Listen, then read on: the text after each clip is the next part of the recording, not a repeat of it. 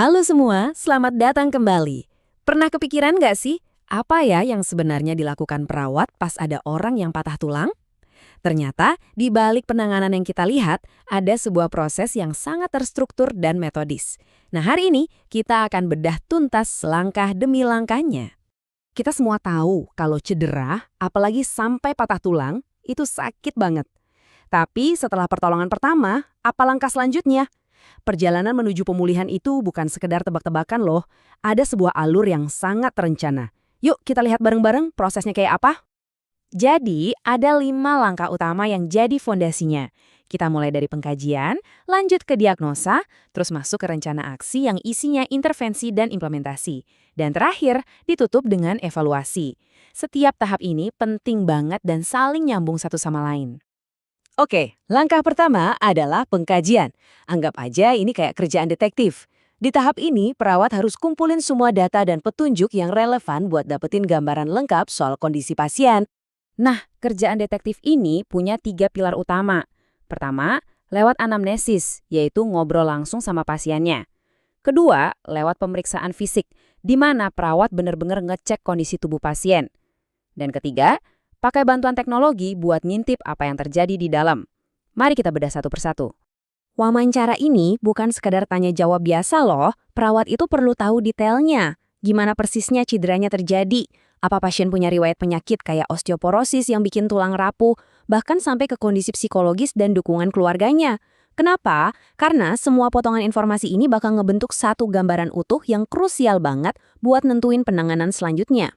Selesai wawancara, perawat mulai pakai indera mereka. Dengan melihat atau inspeksi, mereka cari tahu ada nggak perubahan bentuk atau bengkak. Terus, dengan meraba atau palpasi, mereka bisa nemuin titik nyeri atau bahkan ngerasain krepitasi. Itu loh sensasi atau bunyi gemeretak yang khas dari gesekan tulang patah. Ngecek jangkauan gerak dan sirkulasi darah juga jadi kunci di tahap ini. Tentu aja, mata telanjang nggak bisa lihat semuanya. Nah, disinilah teknologi berperan. Foto ronsen itu biasanya jadi langkah pertama buat lihat dengan jelas di mana letak patahannya. Kalau kasusnya lebih rumit, CT scan bisa ngasih gambar 3 dimensi yang jauh lebih detail. Dan kalau ada dugaan kerusakan di jaringan sekitarnya kayak otot atau ligamen, MRI jadi pilihan terbaik. Oke, setelah semua data terkumpul, kita masuk ke langkah kedua, menentukan diagnosa. Eits, ini bukan sekedar bilang, pasien patah tulang ya. Ini lebih dalam lagi. Ini soal menerjemahkan semua temuan tadi jadi masalah keperawatan yang spesifik yang dialami pasien. Kata kuncinya di sini adalah respons pasien. Jadi diagnosa keperawatan itu bukan fokus ke penyakitnya, tapi ke gimana pasien merespons penyakit itu. Misalnya, bukan cuma fraktur, tapi pasien mengalami nyeri akut akibat fraktur. Jadi fokusnya geser dari penyakit ke manusianya. Beda banget kan? Nah, ini beberapa contoh diagnosa yang paling sering muncul.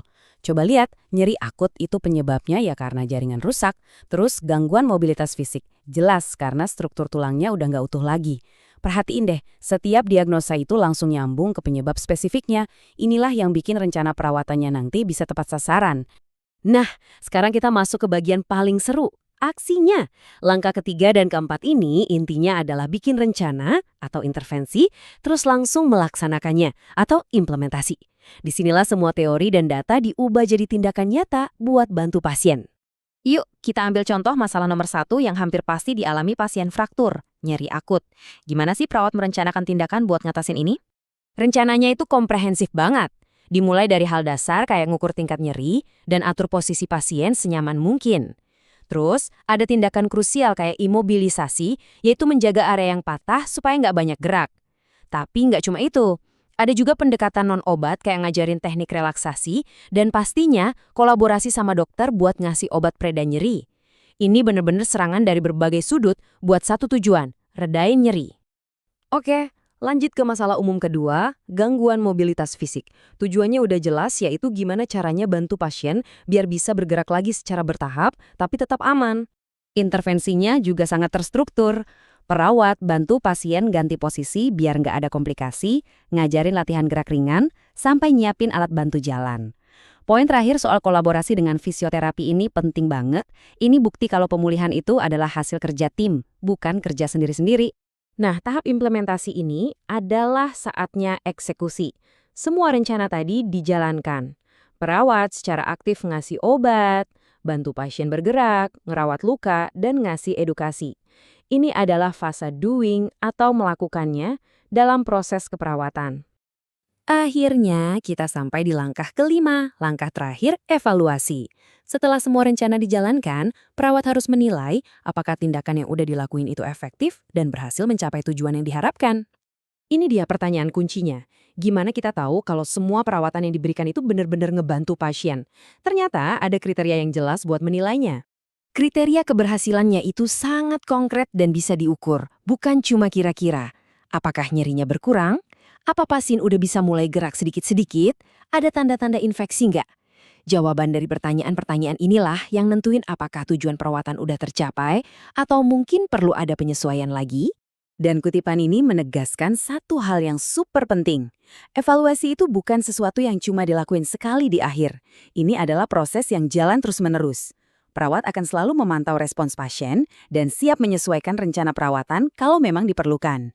Jadi jelas ya, asuhan keperawatan itu adalah sebuah proses yang ilmiah, metodis tapi juga sangat manusiawi.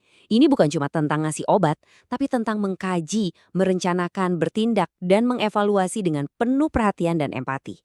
Nah, ini bikin kita mikir. Dari semua aspek ini, mana sih yang menurut Anda paling esensial dalam proses penyembuhan seorang pasien?